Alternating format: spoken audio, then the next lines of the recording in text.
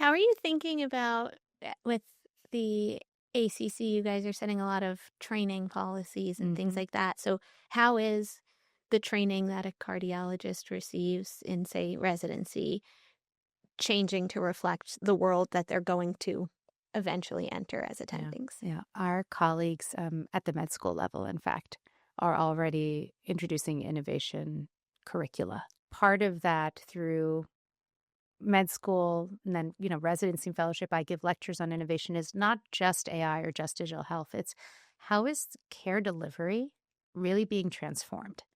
And that's the basis of all of this. So it doesn't matter exactly which technology you're talking about, remote monitoring or an AI algorithm. How is care being transformed? And the way I like to think of it is a pyramid. Chronic management is almost everything that most people do, right? Mhm. And so how do you do chronic management in the community where somebody lives to let them stay there, stay healthy? But then identify, next level of the pyramid, a little more narrow, a little more urgent, Mhm. rising risk, and ideally treat them in the community so they can stay there. And then when you get to the tippy top of that pyramid and you really have significant disease, yeah, you need a secondary, tertiary, quaternary hospital. You need resources. But hey, we've reduced the number of people who need those resources, who have tougher outcomes, and we've gotten them to the right place at the right time. And so that reframing is kind of how a lot of us start to teach innovation. We don't teach one topic or another. We teach care transformation. And Mhm. in that, whatever the newest technology is, we'll now be able to teach that to them as well as we move forward. I love that. And it's, I think, very encouraging to know how on top of it, at least on the cardiology side, all of this is, because this does feel like something that's happening for the probably first time.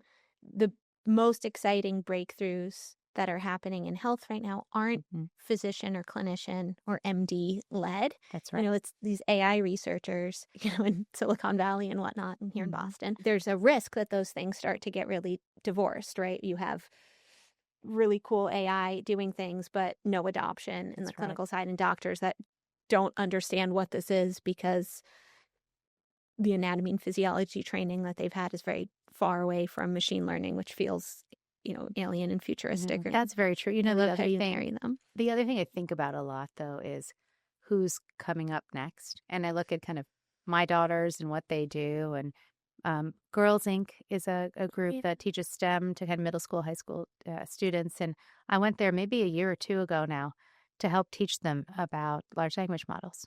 But And they were kind of paying attention, kind of not. There was one girl who was like chewing her gums so loudly, and then her curls got stuck in her gums. Sometimes you're talking, you're distracted by that one person in the yeah. audience. This kid, I just kept staring at her. I was like, you're not listening to me. And then we got to the activity part, and we were just going to create a dessert using ChatGPT was the thing we had up on the screen. And I started like trying to teach them how to generate a prompt. All of a sudden, this girl perks up. She like rips the gum out of her hair, like throws it out on her way up, and she goes, "Let me help." This is a fifth grader, mind you. Oh, yeah. She then asks her class for all sorts of input. They got who had a dairy allergy, who had what, who liked their grandma's recipe, who didn't speak English. And they created like several models of tres leches recipes for like the dairy free and the gluten free and the grandma. And they did it in Spanish and they did short versions and long versions. It took them 15 minutes. I just watched it and I was like, this is not a digital native. This is a human who has literally been brought up knowing nothing else but this as a way to interact with the world.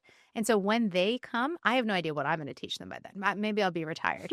But I think that there is a lot of hope in the future. And right now, therefore, a lot of the focus is teaching them the ethics, teaching them the boundaries, Mhm. teaching them responsibility. Some of that, unfortunately, they're going to learn on their own, right? So teaching them cybersecurity. So I think a lot of that's what we need to teach the younger people. And then for now, there's a lot of us, older people out there who are still practicing and doing things. And so a lot of our job has to be, okay, how do we adapt while we're still doing this so that we're relevant Yeah. to the population we're trying to care for? Yeah, on a very different scale, I have a 2.5-year-old daughter. And so when we were choosing her preschool, which she's about a month into, Oh, it was very much a like, what are the skills that are important to us, as we think about the sort of working world she will enter that's still 20 years away. And it feels like whatever it is, it will look nothing like today and nothing like the world I mean, my husband and I entered. it is But hard to predict what that's going to look like, but I'm excited to Mhm. see it. I laugh because as I was thinking about your 2.5-year-old, she's Mm. not going to need the thing we're creating now at ACC. We're creating a prompt generation guide Yeah. for practicing clinicians. Mhm. How do you write a good prompt to make large language models work for you? Mhm. We're creating guides for wearables. How do you take that wearable data and make it relevant to your healthcare provider, right? And how does a healthcare provider understand that? All of those things may not be necessary in the future. For now, they are.